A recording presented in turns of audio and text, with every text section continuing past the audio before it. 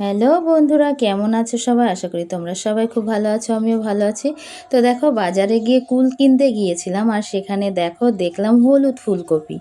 তো দেখো বন্ধুরা, হলুদ ফুলকপিগুলো কি সুন্দর লাগছে, তাই না বন্ধুরা?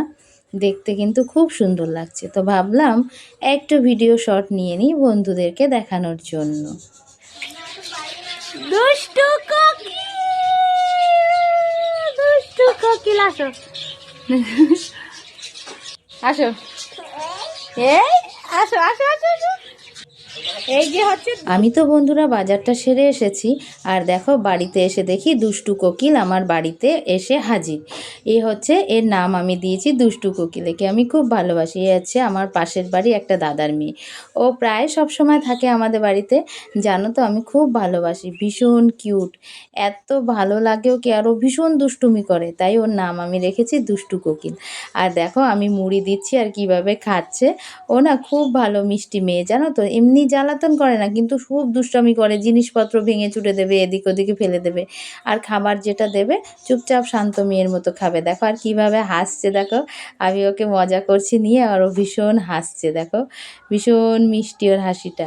আর আমি বারবার দেখো ওকে বলছি ক্যামেরার দিকে তাকাতে, আর ও কেমনভাবে তাকাচ্ছে দেখো।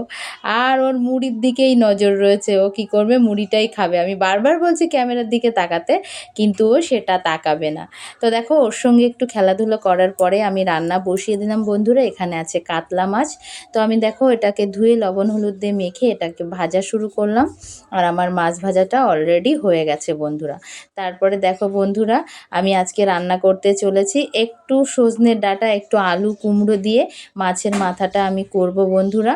তো দেখো সবজিটা আমি ভালো করে একটু কষিয়ে নিচ্ছি। আর কুমড়োটা না খুব সুন্দর, জানো তো, এটা কিন্তু বাড়ির কুমড়ো বন্ধুরা। তো দেখো যাই হোক, আমার সবজিটা রান্না হয়ে গেছে মাছের মাথা দিয়ে, আর কি একরকম কাটা চচ্চড়ি বলতে পারো। তো যাই হোক, এই রান্নাটা আমার কমপ্লিট হয়ে গেছে।